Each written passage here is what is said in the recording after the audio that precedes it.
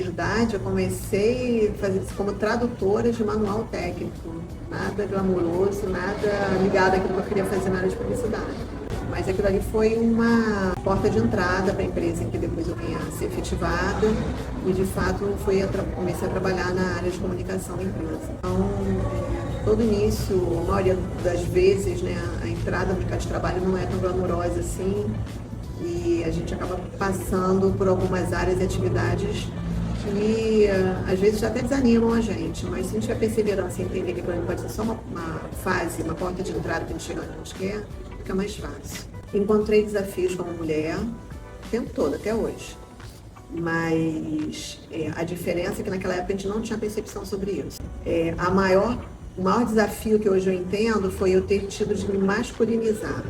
Era muito comum na minha geração, até nas roupas, a gente vestia. Então, mas eu trabalhava numa empresa internacional, cheia de chefes homens, em que eu tinha que aprender a falar mais alto, mais grosso. Naquela época, as questões de comportamento não eram tão faladas no âmbito da empresa, né, das empresas, as questões de compliance, questões mesmo de comportamento organizacional. Então você sofria muito assédio, a gente sofria muito assédio, só que não percebia. Aquilo ali era uma atmosfera normal do ambiente de trabalho, ainda mais porque as atividades de marketing e comunicação sempre estão lidando com urgências, a gente está sempre apagando incêndio, então sempre está todo mundo muito ansioso e lidando com prazos muito exíguos, e isso já cria uma atmosfera de ansiedade e faz com que a pressão aumente sobre todos nós, sobre todos os envolvidos, né? E aí era nesses espaços que às vezes os assédios principalmente aconteciam, nesses momentos. E a dificuldade era não só da gente, hoje eu entendo isso, mas também dos próprios homens entenderem quanto que a gente tinha que se descaracterizar, quase que se fantasiar. Final dos anos 80 e 90, havia uma moda, inclusive das mulheres usando gravata, camisa social e tal, e eu usei muito isso. E tudo bem também, né? Mas tinha uma conotação ali. Hoje em dia também a gente usa gravata, usa camisa social, a moda está muito mais despojada e muito menos engessada que naquela época em relação a tendências, mas tinha uma clara intenção ali da gente se vestir tal como os executivos homens se vestiam, se inserir naquele contexto, ser reconhecido. Então, hoje, olhando para trás, eu entendo quanto que o comportamento corporativo na época, ter lidado com tantos homens em cargos de chefia, e sendo uma que estava buscando também, né, um espaço ali na liderança da empresa, que levou ainda algum tempo para acontecer, mas ao longo daqueles anos eu acabei sendo forjada por esse jeito de agir, se comportar.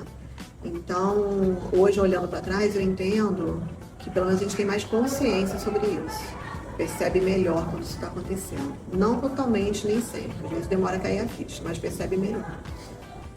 Está mais aberto para a presença feminina, porque na verdade um pouco a fórceps, né? Assim, na medida em que a discussão, o debate foi acontecendo e as mulheres foram se dando conta disso, assim como todas as outras tribos, né? Como todas as outras pessoas que se sentem discriminadas por qualquer razão, a gente meio que vai abrindo os espaços à força, né? E ocupando esses espaços. Por isso, está mais aberto. Também as questões que acabam gerando pressão da sociedade sobre as empresas, como as questões de ESG, as pautas sociais que hoje são discutidas, questões de diversidade e inclusão, acabam fazendo com que as empresas fiquem mais atentas. Mas, por outro lado, também a gente tem que ficar muito atento, nós próprios temos que ficar atentos também sobre as práticas das empresas para entender até que ponto aquilo ali é uma forma de você tirar o foco ou maquiar algumas situações que acontecem. Porque, às vezes, o discurso da empresa é um, mas a prática é outra. Só quem sabe dizer isso, quem tem lugar de fala e quem está dentro da empresa. As empresas que agora estão preocupadas com as questões, né, com a pauta ESG,